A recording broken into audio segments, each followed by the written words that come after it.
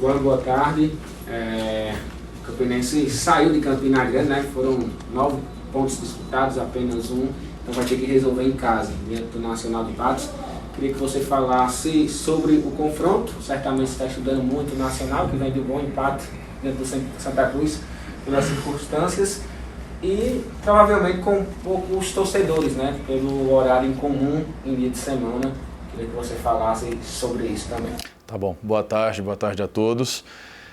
Infelizmente, a gente vem de resultados negativos, né? A equipe produziu muito bem, buscou jogo, tentou propor, tentou impor as suas ações, mas infelizmente não foi o suficiente para alcançar as vitórias. Isso nos deixou mais do que tristes, né? A gente ficou muito indignado, principalmente com esse último resultado, né? Mexeu muito com o nosso brio, mexeu muito com os nossos ânimos internos.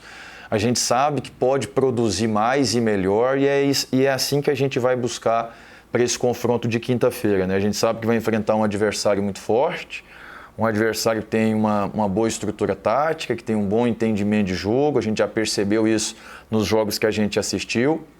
Então a gente está se preparando bem para fazer um bom jogo, voltar a vencer dentro do campeonato, né?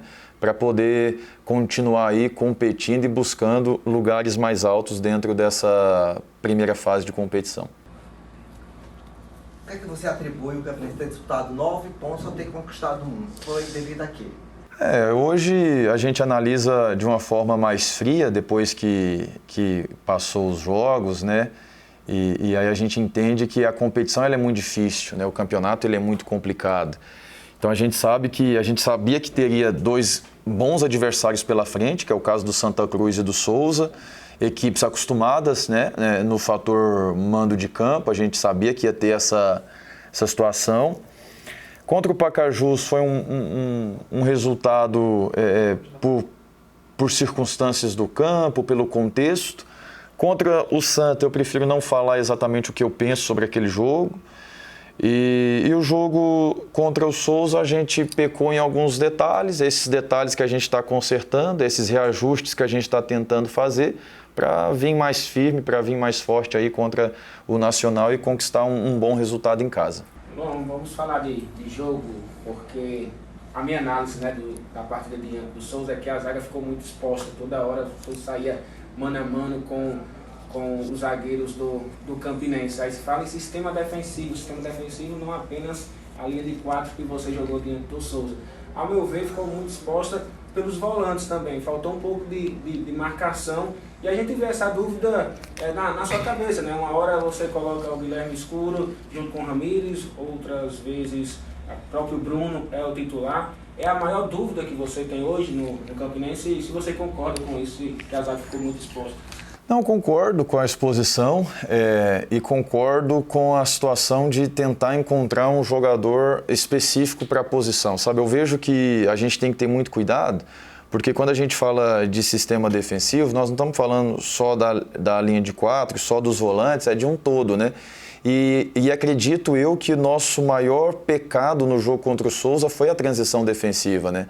A reação pós-perda em alguns momentos muito ruim, o que gerou contra-ataques para o adversário, né? E a gente acabou expondo muito o Railon, o Anderson Sobral a confrontos de 1 para 1 num setor do campo que não pode ter, tá certo? Então acho que aí a gente pecou, mas eu vejo que a gente tem bons jogadores na posição, a gente tem buscado melhorar comportamentos desses jogadores, no sentido de pressionar o portador da bola, de reagir mais rápido aos erros, né? Porque errar é normal, mas reagir mais rápido a esses erros. Então, como eu disse anteriormente, é organizar, reajustar e consertar alguns detalhes, né? Esses detalhes são fundamentais. Quando eu cheguei aqui no Campinense, existia, né, uma cobrança muito grande para que a gente colocasse um time mais dinâmico, que conseguisse ficar mais com a bola, que conseguisse chegar mais vezes no gol do adversário e que conseguisse impor um ritmo de jogo ofensivo. Nós estamos tentando fazer isso. É claro que isso gera ali, em alguns momentos, um desequilíbrio, enquanto isso não é um padrão ainda exatamente, mas a gente vai tentar reajustar algumas coisas, né, para ter um equilíbrio maior, para que a gente consiga se impor sem se expor. Eu acho que esse é o desafio de todo treinador e aqui com a gente não está sendo muito diferente. Ontem houve uma exibição de vídeo, hoje novamente exibição de vídeo. O que é que está sendo tanto explorado nesses vídeos aí para os atletas? Esses dias eu estava até ouvindo aí um cara que diz assim: quando eu ouço, eu esqueço, quando eu vejo, eu entendo, quando eu faço, eu aprendo. Então, o primeiro passo é fazer com que eles entendam. Então, é vendo, observando, olhando erros, olhando acertos, onde a gente pode melhorar, em que ponto que a gente está errando mais e que a gente precisa ser melhor, né? Mas também tem a apresentação do adversário, mostrar alguns pontos. Eu não gosto que meu time vá no escuro, eu gosto que meu time ele entenda quem que eles estão enfrentando, quais são os pontos fortes, outros pontos não tão fortes do time que a gente vai enfrentar. Então é para isso, eu considero essa análise de vídeo muito importante. Veja só como o jogo já é quinta, nós não temos muito tempo para treinar, é mais reajustes mesmo. E o vídeo é uma ferramenta muito importante para isso. Ô Luan, é claro que o Demiro é uma indicação sua, foi ele que comandou a equipe diante do Souza, mas você é muito enérgico, né? A gente fala sobre isso. Você acha que o time também sentiu um pouco a falta do Luan nesse confronto diante do Souza? Você é tão participativo e seguindo essa linha, Luan, até onde aí uma autocrítica sua te atrapalha e te ajuda a ser enérgico na beira do gramado? Sim, eu acho que atrapalha quando o treinador não está presente, então por isso eu falei para os jogadores e reafirmo publicamente que me responsabilizo pela derrota lá em Souza. A gente não sabe o que aconteceria se eu estivesse no banco, nunca vamos saber. Mas o fato de não estar prejudica, de alguma forma não é por questão da comissão técnica, do Delmiro, etc., mas pelo treinador ter que estar ali, tendo uma leitura melhor do jogo, né, avaliando melhor o jogo, tá certo? Então, com certeza, eu sinto uma responsabilidade maior por conta dessa derrota, né? Eu sou um cara muito ligado no jogo, eu acho que o treinador, se ele for para a beira do campo para ficar com os braços cruzados, é melhor ele ficar em casa vendo pela TV, comendo pipoca. Quem está na beira do campo tem que jogar junto, tem que estar participando efetivamente do jogo, sabe? Principalmente num clube onde a intensidade faz parte da história. Eu preciso equilibrar mais isso, porque em alguns momentos eu acabo perdendo um pouco a concentração, porque eu acabo exagerando um pouco.